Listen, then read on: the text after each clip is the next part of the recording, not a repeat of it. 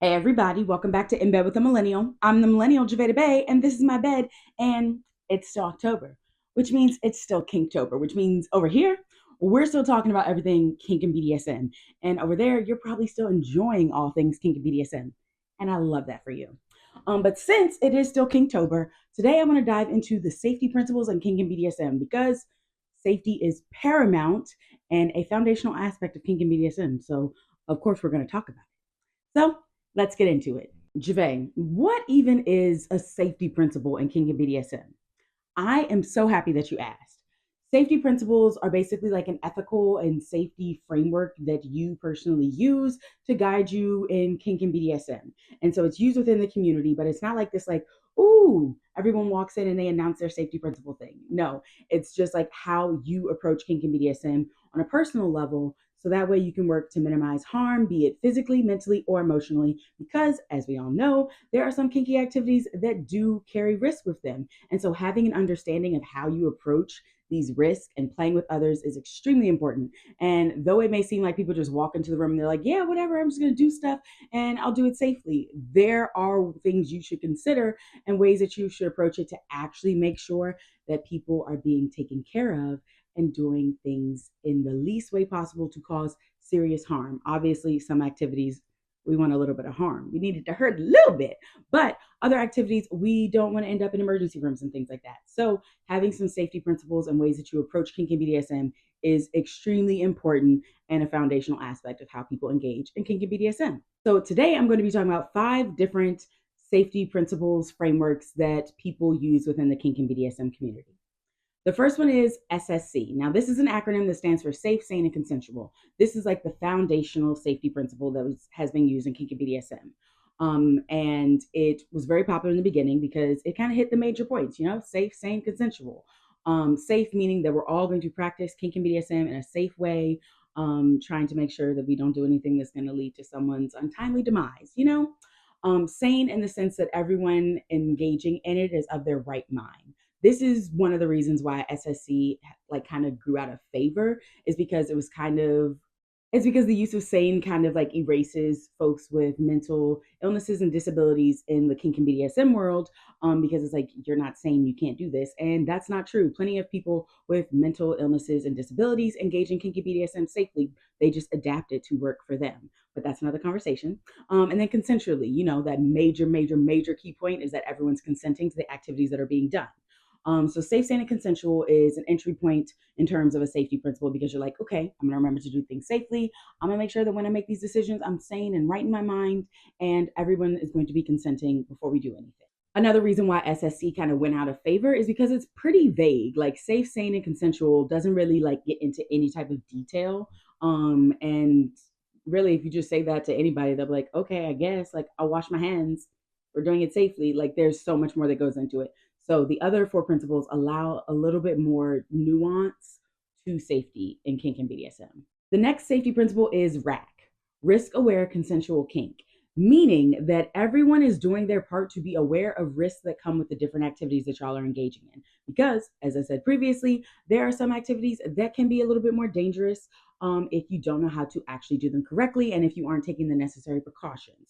So, risk aware consensual kink is a great practice or mindset in the sense that you're like, cool, I'm actually going to read up and make sure I know all the potential things that could happen before I even present this to my partner as something we should do, and then also offer that education. So, really, it's just making sure that you understand all of the risk attached, meaning that you aren't just walking in and trying new activities without any knowledge of them, because then that's real risky and super dangerous. So risk aware are the people that actually like make sure they know everything that they should and need to know before they actually do an activity. So that's why you go to like workshops and learn from people that are more experienced and are more professional and have been doing it for a longer time, because you want to know all of the risk. Because as much as I love trial by error, when it comes to kink and BDSM, not a fan of it.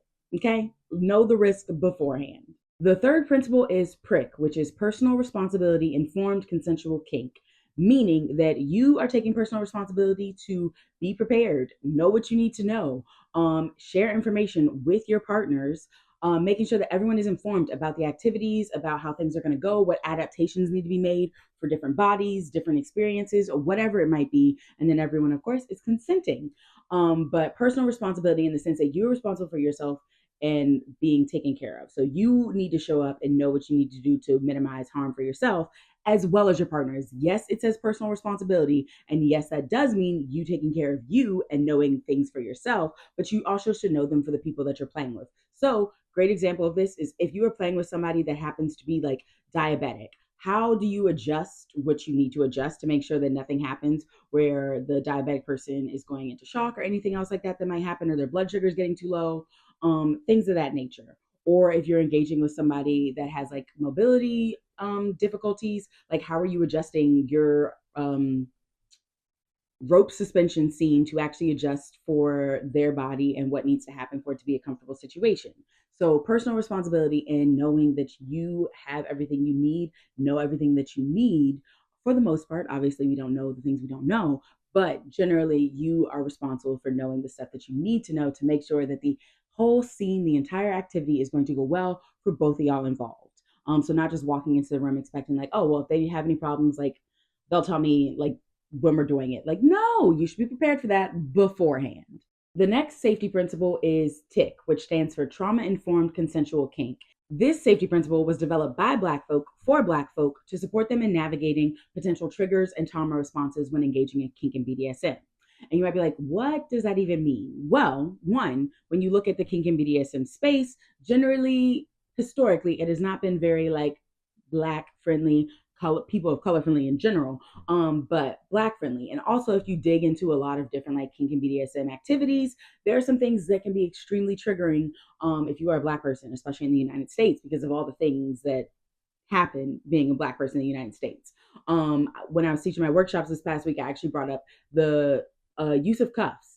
When it comes to using cuffs, especially for Black people, I would never recommend the first thing you do is get like metal cuffs. Why? Because that can be extremely triggering if someone has had an interaction or altercation with the police and ended up in cuffs. And like, no. So maybe start with something more fuzzy or something that is not metal in any way, shape, or form. So TIC is actually a really great way to actually understand like what could be triggering for Black folk that you were playing with, and how to navigate those situations. Because unless you are a trauma informed therapist, a lot of people don't actually know how to handle trauma when it pops up in real life situations, let alone in real life sexual situations. So getting an understanding of that is really important. And for Black folk participating in kink and BDSM, it is also a good idea in terms of like digging deeper into this safety principle, because there are some things that we probably might not think of as something that might potentially trigger us, and we just like go into kink and BDSM all happy willy-nilly, and something happens and we're kind of not prepared to deal with that situation. We don't know how to recover, what aftercare looks like, how to process in the moment. So TIC is a great way to really like explore all those avenues in a space that's actually created for us, because kink and BDSM, not like it's for everyone, obviously, but not all spaces make everyone feel welcome. So TIC is a really great way to center Black people's experiences in kink and BDSM. If you want to learn more about TIC specifically, be sure to check out Trauma Informed Kink on Instagram. I will drop their actual handle in the description below. And the last safety principle is the 4C. These stand for caring, communication, consent, and caution. And so it's very broad in the sense that like these are just like 4C words. And it doesn't even like have K in it and say kink, but it's very important in the sense that it centers one, caring. So caring about the people that you're playing with, be it physically, mentally, or emotionally, which I would say like consider caring in the same regard as like respect. Like you need to care for the people that you're playing with, just like you need to respect the people that you're having sex with. So care is paramount to make sure that it's going to be a great experience for everyone. Communication, obviously a foundational aspect of kink and BDSM. Like if you don't have good communication skills or just like any communication skills, it's not going to go well. So actually communicating, developing your communication skills, and making sure that you have constant communication with your play partners is so important. Consent, again, foundational. We don't do nothing without it. And then caution, meaning that you are taking caution to make sure that we don't intentionally or unintentionally cause undue harm to people that we are playing with. because that's not the point. We're doing things safely. So you're being cautious about how you're approaching these activities to make sure that everyone is being taken care of. You see what I did there? But generally, the four C's are more so attached to folks that engage in a 24/7 power dynamic in terms of kink and BDSM.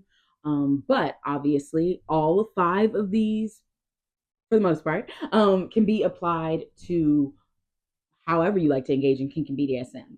But you should definitely sit and spend some time thinking about how you want to approach safety when it comes to kink and BDSM, because just being like, oh, I'll be safe is not it. That's just like saying like, oh yeah, I'll be safe when you just go have sex and you didn't think about, STI testing, barrier methods, having a conversation about STIs with your partner. Like you have to do stuff to actually try and be safe. And that also applies to kink and BDSM. So these are the different safety principles. You obviously don't have to be an expert of them. You don't also have to make a decision right now as to which one is going to be yours. Also, they can change over time. You can start out and be like, you know what?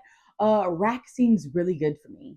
And then after a few years playing with different people, you're like, you know what? Prick is my thing. Like I'm about the personal responsibility aspect of kink and BDSM. So you are allowed to like go through different ones, apply the different safety principles as they fit with different partners, with different scenes, with different situations.